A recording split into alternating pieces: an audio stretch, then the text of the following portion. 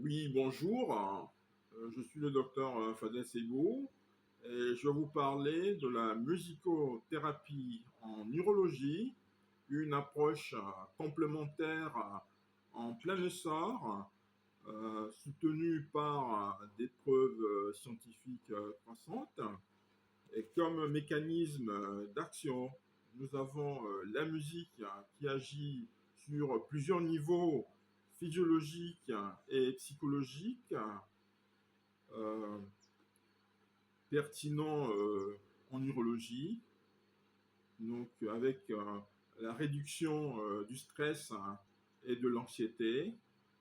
Donc, nous avons la musique qui module l'axe hypothalamo-hypophyso-surrénalien et diminue la sécrétion de cortisol. Et une étude de Frontier in Psychology de 2022 montre une réduction de 25 à 30% de l'anxiété préopératoire chez les patients subissant une cystoscopie ou une prostatectomie. Nous avons les effets sur la douleur avec libération d'endorphines et la modulation des voies dopaminergiques via le noyau accumbens notamment, réduisant la perception euh, douloureuse.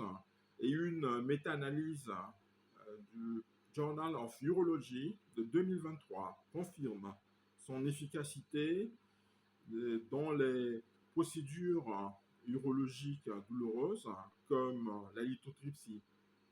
Nous avons également la réduction de la régulation du système nerveux autonome avec la musique lente, c'est-à-dire 60-80 battements par minute, qui améliore la variabilité du rythme cardiaque, favorisant un état parasympathique propice à la relaxation des muscles lisses vésicaux, selon Autonomic Neuroscience de 2021.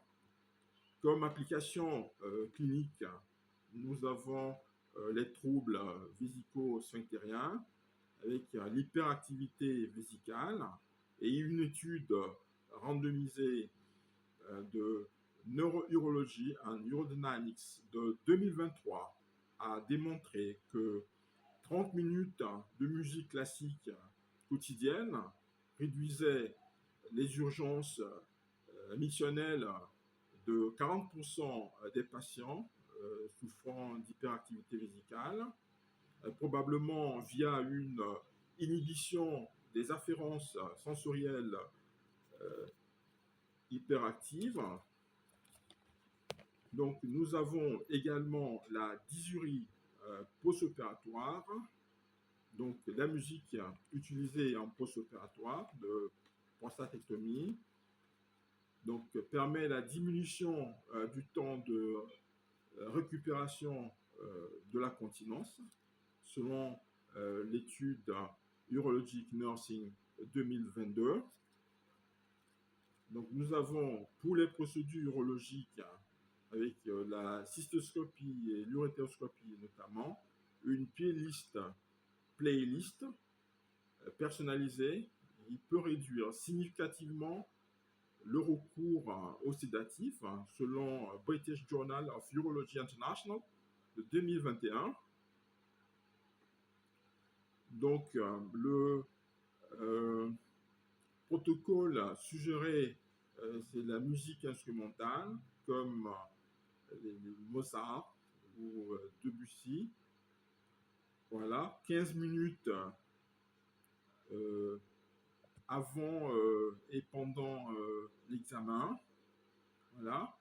Pour la lithotripsie extracorporelle, donc la musique qui diminue l'anxiété et améliore la tolérance aux ondes de choc, selon Journal of Andrology de 2023.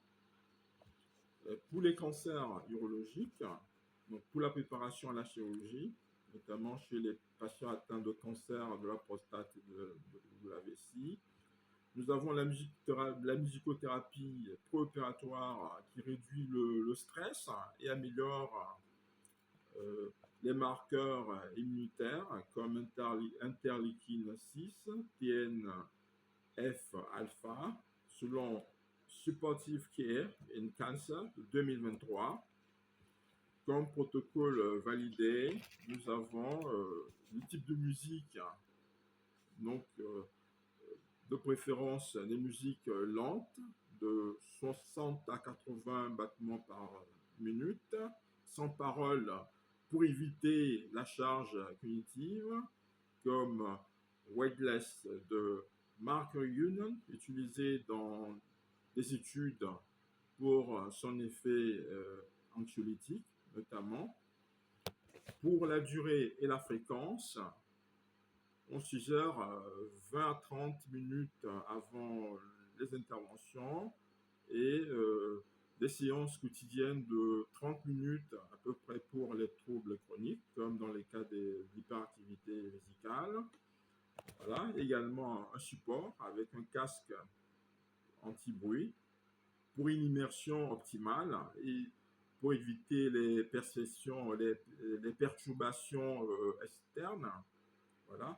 Comme limite et perspective, nous avons la variabilité intra-individuelle.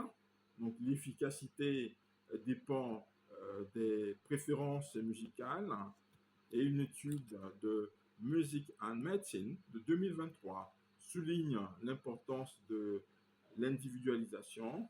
Voilà. Comme recherche future, nous avons l'exploration de neurosciences, des neurosciences pour cibler des fréquences spécifiques, notamment